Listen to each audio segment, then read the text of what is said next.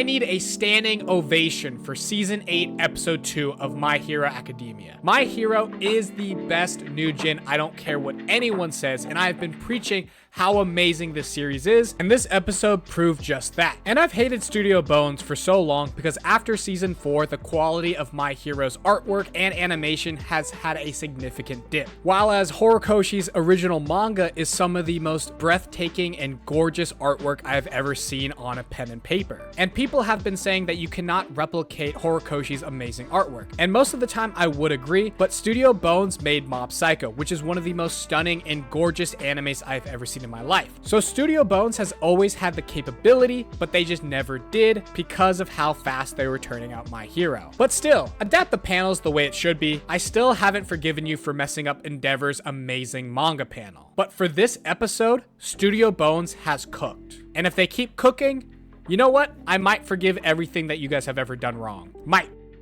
But this episode was incredible. We have the final part of All Might versus All for One, and it's one of my favorite fights in Shonen. I'm still upset that we didn't get a full episode dedicated to All Might because he is a character that deserves at least that much. So Studio Bones, we ain't friends yet. But this episode was still gas. We start off with baby All Might with his mom, and it's the most precious thing in the world. I just want to pinch his little cheeks. I loved baby All Might in the manga, and they made him so adorable in the anime. But continuing on, I love the symbolism that Studio Bones did in this episode, where they have all of the people that All Might has affected as lights behind him, to really show how he's illuminated the world. And I was really hoping that some of those lights that he set ablaze would do something, like Stain. But you know, what can Stain do against the Demon Lord?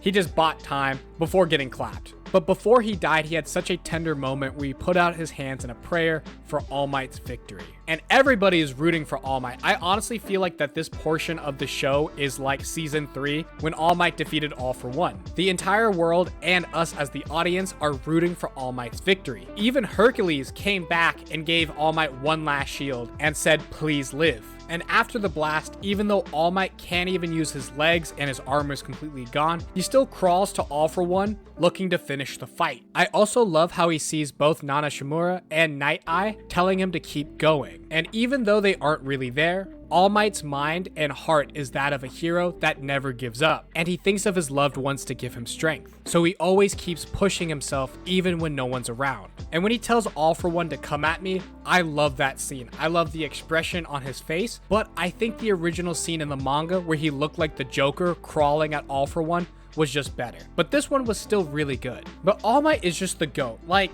how do you watch this series and not put All Might as like a top 10 favorite character in anime as a whole? This man is just the symbol of perseverance, heroism, and sacrifice. And man, I can't even lie, I just love All for One too. I think he is just an insane villain. The way he just ragdolled carried All Might to Deku was just heinous. And then toying with All Might in front of the entire world, diabolical. But you know my boy All Might got that dog in him. So he comes up with one last play, which is to blow himself up, and All for One.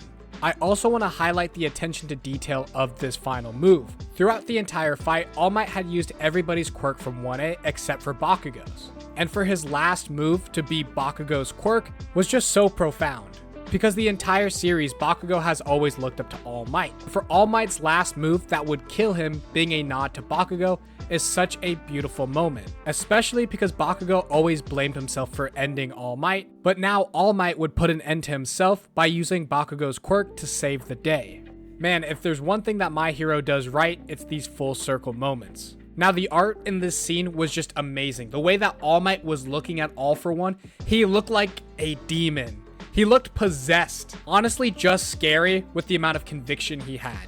And I love whenever Nana Shimura said that you are going to lose to All Might because he is crazier than you. And the look on All Might's face was just amazing. One of my favorite things about All Might that I've talked about before is how for the entire series after he got injured, he lost the light in his eyes. The white part of his eyes became dark, and the only thing you could see were his pupils. And Horikoshi has stated that the reason why the whites of All Might's eyes are black now is due to him having wasted away into a shadow. But ever since his second fight with All for One, the light in his eyes have returned, signifying that he is back to the old All Might, putting his life on the line for the sake of others. And during this fight and his final stand against All For One with his bomb, the white of his eyes are on full display. But unfortunately, All For One knew that All Might might try something like this and was able to stop the bomb. And this is kind of one of my minor complaints about the episode. In the manga, it was kind of a cliffhanger if All Might blew himself up or not. But in the anime, they kind of took away the suspense with how fast All For One was able to deal with the bomb. But the rest of the episode was just gas. When All For One used Blood Curdle on All Might and you see the amount of fear in All Might's face, I just thought that scene was adapted perfectly. And then the smile that All For One did, where he broke his face to do it and kind of mimic the Joker, was adapted so well. And the final moments of this episode are rendered with remarkable visual and emotional clarity, leaving such an impression on the viewer. All For One is about to snap All Might in front of the entire world, and the pained and worried look on All Might conveys to us the amount of helplessness that he has in this situation. And everybody in the entire world is praying for a hero to stand up to save All Might. They're calling desperately for someone, anybody to help. And then we get Bakugo's revival. Everything about this scene is perfect. The music, the artwork, and then the title card, the end of an era. As we flash back to the scene at the beginning of the episode with all the lights behind All Might. And all those lights culminate into two people, Deku and Bakugo as kids carrying the card of All Might that symboled their admiration and love for him. And then we see that light from those two kids travel beautifully through time to where Bakugo is currently standing and still holding that card. And then we get another title card and the beginning, signifying that it's the end of All Might's era, but the beginning of Deku and Bakugo's. And one of my favorite panels in the entire manga is the moment when Deku and Bakugo look at each other.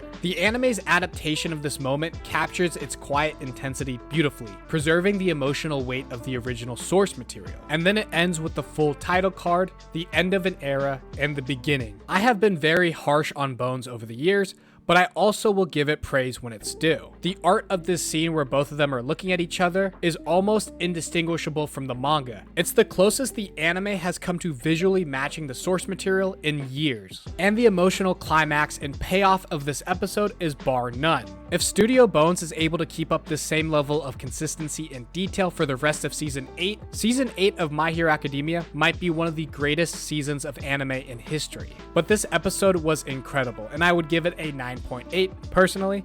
But what do you guys think? Let me know what you guys thought about this episode in the comments below, and if you're pumped for next week, because next week will be a 10 out of 10 episode, and I cannot wait. But thank you guys so much for watching, and don't forget to like and subscribe, and I will see you guys later. Peace.